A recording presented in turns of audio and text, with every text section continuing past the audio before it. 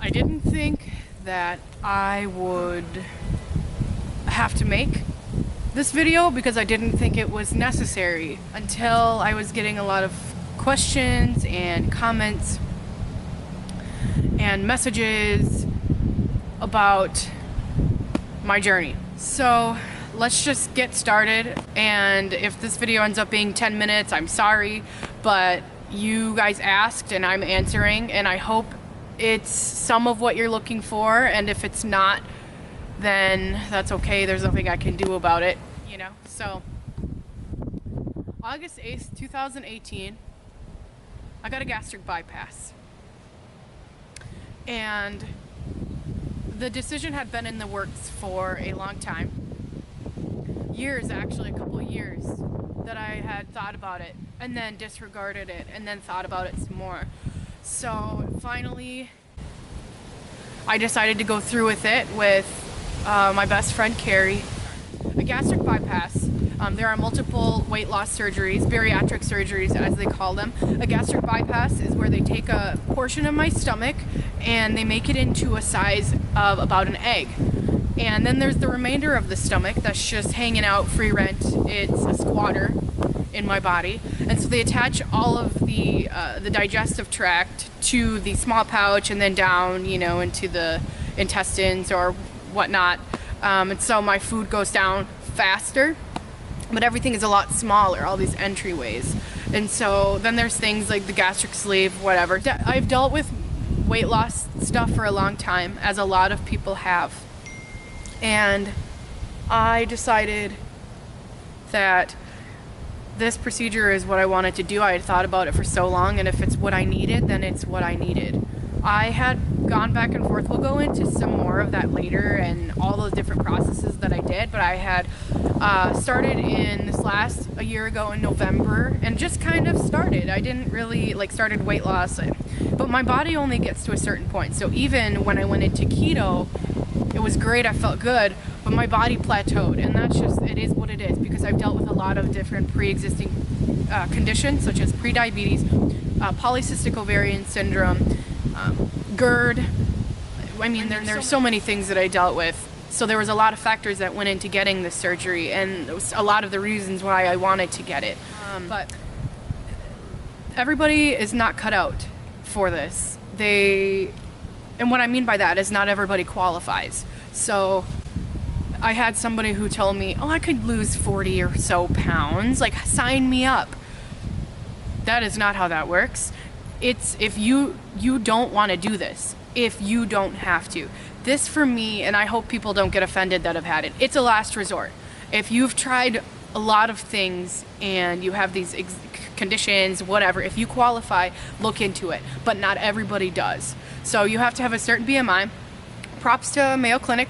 They helped me. I started the process in April, got through with flying colors. I met with physical therapists, so that's what you have to do. You meet with physical therapists, nutritionists, your surgeon, did I say psychologist? There's a lot that goes into even qualifying for this.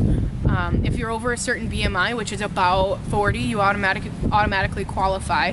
There are some insurances that are way different than mine, but everything, that whole process went without a hitch. I was a good candidate because aside from my weight and some of the other things that I deal with, I am still relatively healthy. So my recovery, they knew, was going to be really great. It's a really, really hard thing though, this gastric bypass. I can only eat maybe 4 to 5 ounces. My stomach will eventually stretch out a little bit, but if you've been with me, you know that I can't eat very much, and that's normal. Because if I eat too much, then I get really sick. Or if I have too much sugar, then I get really sick. So it's not a very glamorous, glorious thing.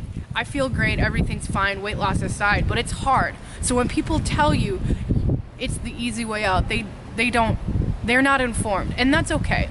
What we need to do is, if you've had the surgery, or if you haven't, ask someone. Tell me about it. Tell me about it. Can I ask you different questions? How does this work? That kind of thing. Because it's not what people think it is, and people think it's magic. You wake up and you drop 50 pounds. It is very rapid. The weight loss is very rapid because of your caloric intake, which is about 12. I mean, most normal intake-ish to maintain, I don't know, would be like 12 to 1500 or something. But mine is about, at this point, 500, 600, and it should get to about 900 to 1,000. Every body is different. So when you hear someone that had a really bad experience, that's just one person.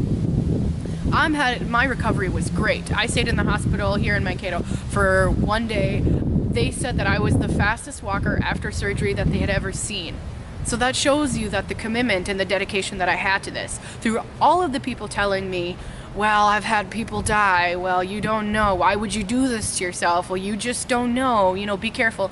I think it comes from a place of, one, it comes from love. They care about me and they want to make sure that this is something that I really wanted to do. And it comes out of worry, because things can go very wrong with this, but it's one of the safest surgeries out there. They even said it's safer than gallbladder surgery. So that's a little bit about why I did it and how it's done. Not everybody qualifies. Let's see, there's other things that I wanted to talk about. Now I'm going into weight loss in general. Now I'm not a nutritionist, okay? I'm not a physical therapist. I'm just sharing what I've learned and what I've learned about myself in this process. This is my body, and it's not the same for everybody else. So, weight loss, I said here, weight loss is about mindset, education, and support systems. It's about mindset because things don't change overnight. And if you don't see the scale move, you can't say, oh, you're a piece of crap. It's not moving. It's about talking to yourself even when you're feeling bad. When you're really good, it's good, but when you're bad, it's bad. But you need to acknowledge both sides.